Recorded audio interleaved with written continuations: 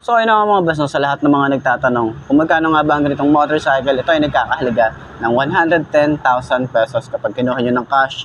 At syempre para kay Rusi, meron tayong discount dyan kapag on the spot na kinuha nyo ng cash to.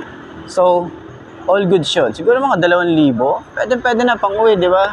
Malaking bagay na yun. Pero yun nga, para dun sa mga gustong kumuha ng hulugan, ilalagay ko yung kanilang details dyan sa screen nyo para at least meron kayong information magkano nga ba ang kanilang hulugan, yung rebate, and yung monthly nila. So, ayun na nga, sa tingin nyo, sulit nga ba ang presyo niya ngayong 2025? Comment nyo naman yan sa baba, at para naman dun sa mga nakagamit na ganitong motorcycle, comment nyo rin yan sa baba kung ano nga ba yung mga naging experience nyo sa motor na to. Ayos yan, di ba? So ayun na mga best, no, sa lahat ng mga nagtatanong magkano nga bang ganitong motorcycle, updated price para dito sa may Volt 150. Papakita ko na lang din yun sa screen nyo, yung cash niya na 115,000. At syempre pag kinuha nyo siya ng on the spot cash is meron kayong less than 4,000. So magiging 111,000 na lang siya pag kinuha nyo ng on the spot cash. So para naman sa kanyang terms or sa kanyang months, kung gusto nyo kumuha ng hulugan, papakita ko sa screen nyo magkano nga ba ang kanilang updated price or updated na terms nila ngayon. So, sa tingin nyo, sulit nga ba ang presyo niya kapag kinuha nyo ng cash o hulugan? Comment nyo naman yan sa baba. At para naman dun sa mga nakagamit na ng ganitong motorcycle, baka pwede nyo i-share dyan sa comment section ano nga ba yung mga naging experience nyo sa motorcycle na to. Ayos na ayos yan, di ba?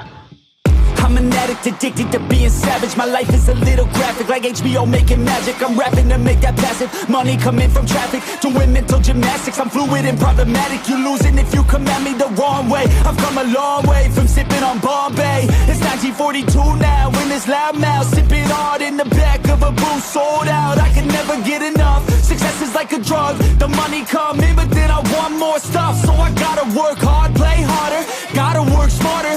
Time is money, yeah, money is harder, so I'm not giving up. No, I'm not giving in. I was born in this world, I swear, to make a difference. If you need a mentor, I got something for you, kid. Just watch the way I move and try your best to copy it. Like a CEO, I move like an athlete pro. I party like a rock star show. I live every day like my last, never know. I run it like a CEO. I move like an athlete pro. I party like a rock star show. I live every day like my last, never know. I run it like a CEO. I move like an athlete pro. I party like a rock star show. I live every day like my last, never know. I run it like a CEO. I move like an athlete pro. I party like a rock star show.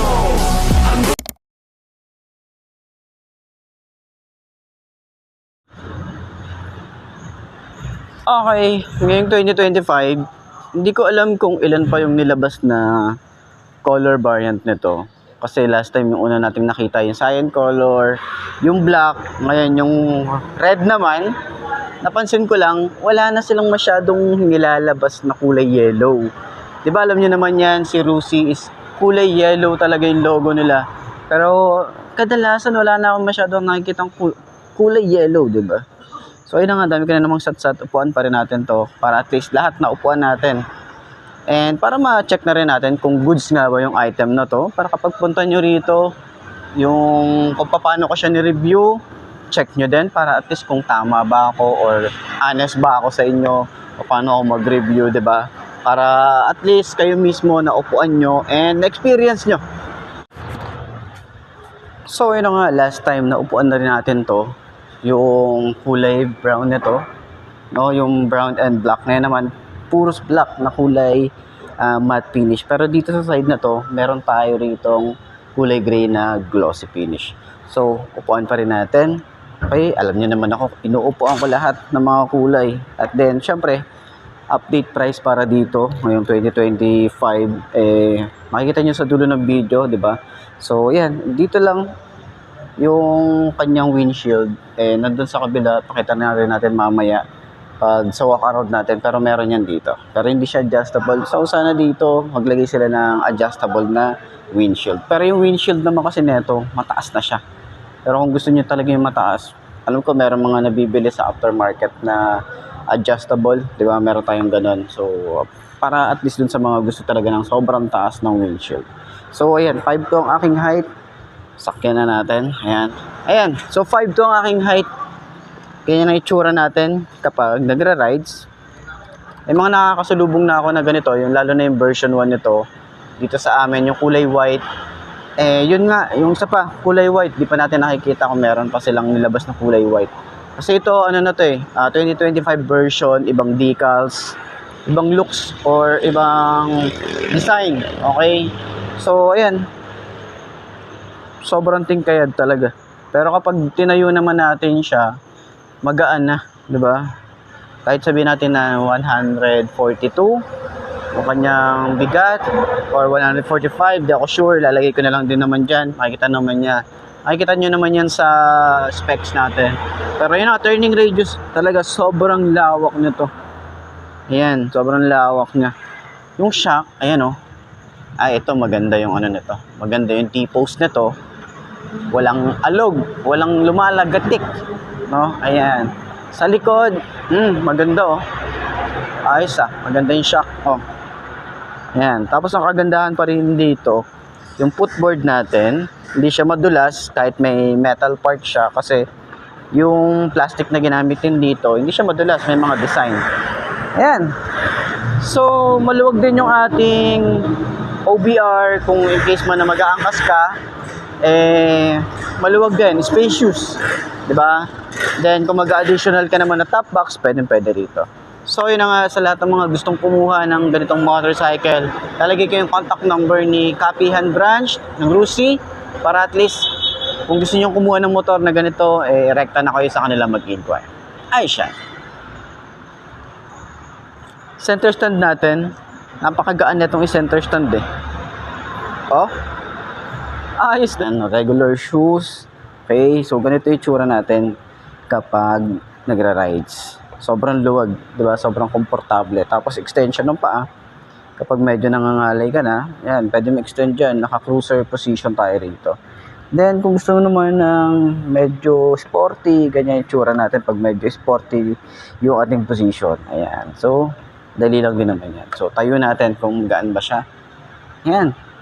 Magaan naman siya kapag tinatayo na Ayan sobrang manageable din naman siya kahit sobrang tingkayad tayo rito. Hindi tayo masyadong mahihirapan lalo na sa mga traffic. Okay, lalo na dito sa atin, sa may Baliwag, medyo traffic dito talaga. So, yung shock niya, ayan, maganda yung shock. Diba? Kayo na humusga, diba? Ganyan siya, kaganda yung shock. Sa likod, ganyan din. Tapos kagandahan din dito, yung kanyang upuan, sobrang lambot din. So, maganda yan sa long ride. Lalo na itong motorcycle na to, maxi scooter, pang long ride yung datingan niya talaga. Okay, sa turning radius, sobrang lawak din yan. Diba, tumatama na siya dito. So, usad tayo rito. Ganyan siya. Yan. And then, kagandahan din dito is nakakiles na rin, pero meron din siyang secret key. Para at least in case na maubos yung ating battery ng remote, pwede nyo pa rin siyang ma-on. Okay? So, ayan. Papakita ko na lang din dyan sa screen nyo kung ano nga ba yung contact number dito sa Baliwag branch para at least rekta na kayo sa kanila mag-inquire, and then para dun sa mga gustong magpa-reserve ng ganitong motorcycle, at least, di ba? Alam nyo na kung paano yung kukontakin si Skygo Baliwag. So, ayan.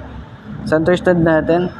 Okay, madali lang din naman siya yung center stand Kasi nga, kahit sabihin natin mabigat yung motor, madali lang man siyang i-center stand. Ayos.